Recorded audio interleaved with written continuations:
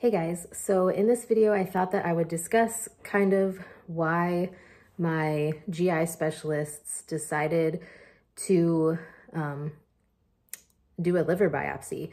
So I am kind of jumping ahead from where I was at with my last liver related video, but I did vlog my experience as I was in the hospital the night before getting my liver biopsy done.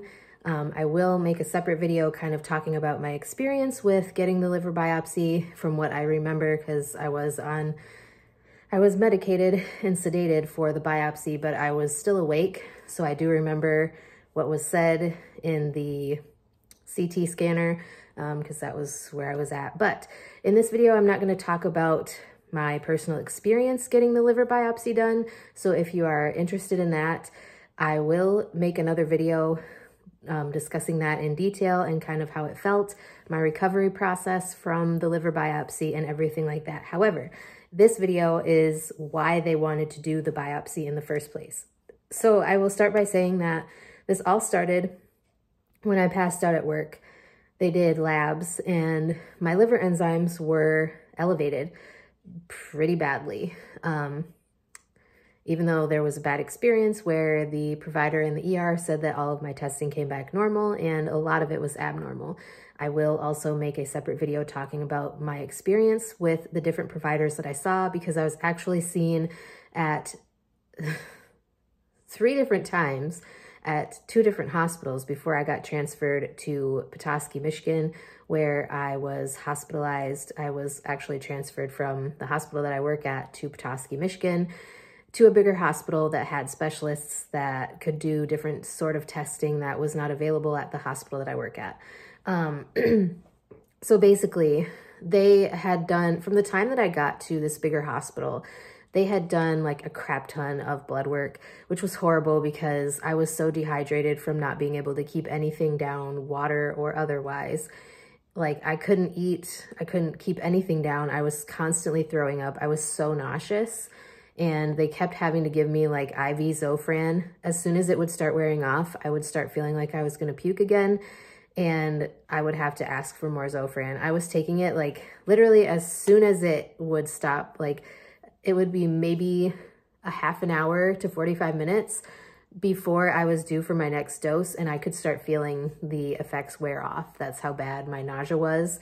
I was also having severe stomach pain. And it was so bad that they were giving me morphine every 4 hours. Thankfully, once I got transferred, I didn't need it as often because I felt like my pain was a little bit more under control, because then they started offering me either morphine or Toradol, which for those of you who don't know, Toradol is not as strong as morphine, but it's more like a little bit stronger ibuprofen type medication, if that makes sense. So anyways, I relied more on that and tried not to use pain medication unless absolutely necessary, because I didn't want to put any unnecessary stress on my internal organs. Obviously, my liver was very angry. And from the time that I got down there, they were talking about doing an ultrasound of my liver, which they ended up doing an ultrasound of my liver, spleen, pancreas, and kind of that whole area there. They did check on my kidneys. Everything was normal with my kidneys. They did a bunch of different lab tests for like really rare diseases and conditions, and a lot of like genetic testing. And they tested me for like all of these STDs, STIs, whatever you want to call them. They tested me for hepatitis. They tested me for herpes. They tested me for all this stuff. And all of these lab tests, other than my liver function tests, like my liver enzymes remained elevated for quite some time. But all of the lab tests, other than like the liver function tests, the liver enzymes, like the ALT, AST, alkaline phosphatase, and my bilirubin, those were all really high. Like at one point, my bilirubin was 5, and like a 1.0 is the upper end of normal for a bilirubin, just to give you an idea of how high my bilirubin actually was.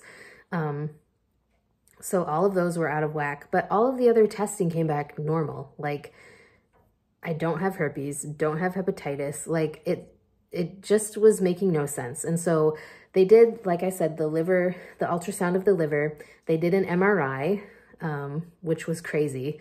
The experience in the MRI was kind of traumatic for me just because like I was in a lot of pain and they kept having me like take a deep breath and hold your breath.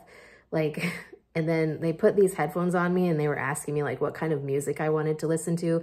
And I just said, you know, whatever's on there, I really don't care because I just wanted to get it over with. MRIs just kind of annoy me.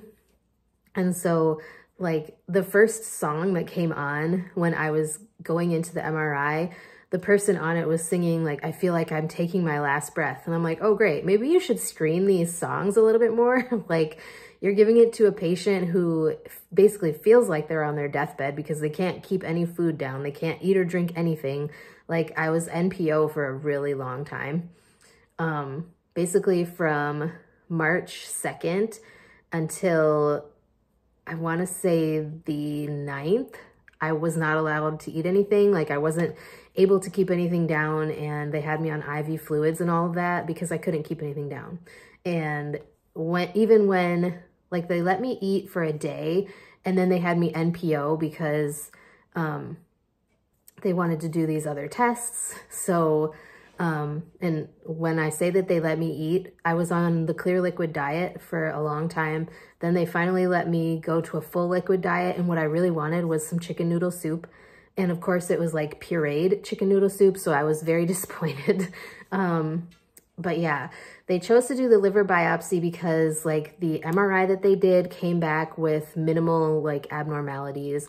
They like all the lab testing that they were thinking could have been causing this issue was coming back normal.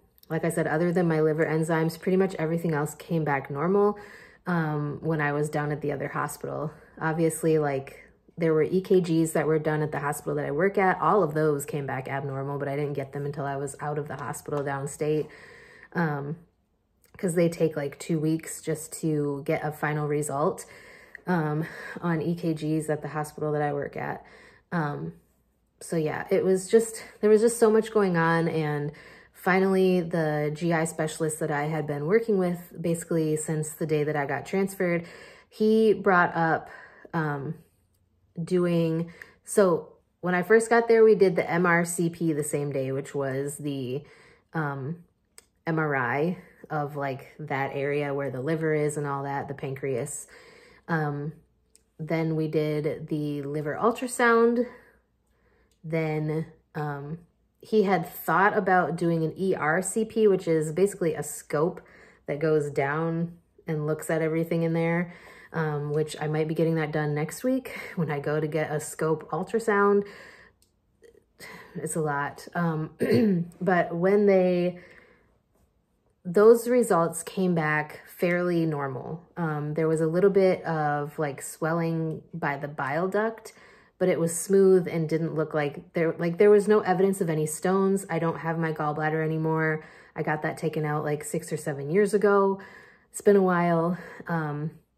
So they were concerned about possible stones because even if you have your gallbladder taken out, you can still get stones that are in like the ducts that are still there because you still have a bile duct. There's still a duct that goes to the pancreas, I believe it is, that are just there. Like when your gallbladder is removed, those ducts are still there, obviously. But there was no evidence of stones or anything like that. So they decided that maybe a liver biopsy would give them the answers that they were hoping to find. Because honestly, I think that like by that point, they were just hoping to find a reason that all of this happened. And I know that I am definitely like, I want to know why this happened, and I want to know like what I can do to avoid having this happen again in the future, because this was hell.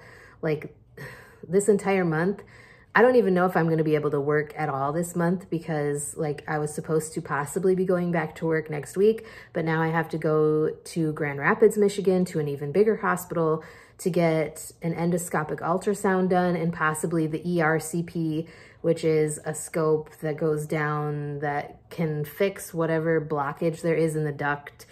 So I don't know if there is a blockage in whatever duct they're looking at, then they would be able to fix that at the same time that I'm doing the endoscopic ultrasound. I kind of just want it all to be over with, and I want to know why it happened. And I want to know, like I said, how to avoid this happening again. So yeah, if you guys have any other questions about my whole experience, I would be glad to share my experience. You guys know that I am an open book, and I am more than willing to share my knowledge and experience with anyone else, just in case they're going through something that is similar.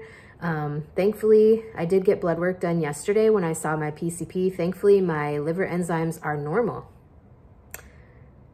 I don't know how that happened, but they are normal. My bilirubin is normal. Everything, like there was a couple of them that were on the upper end of normal, but they were within the normal range. So I will take that.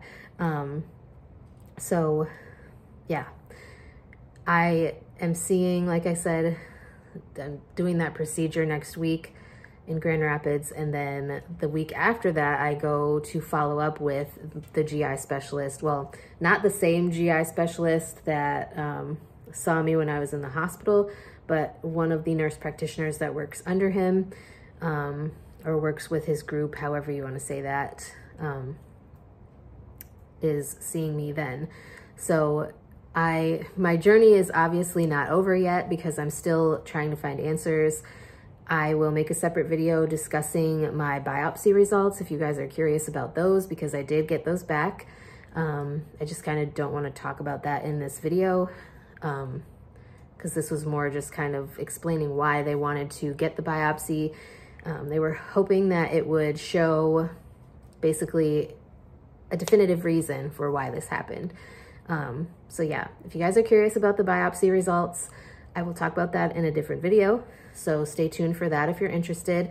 And yeah, like I said, if you guys have any questions or comments, or topics you'd like me to discuss in the future on a video, let me know, and I'd be glad to get something filmed for you, and I'll talk to you guys next time.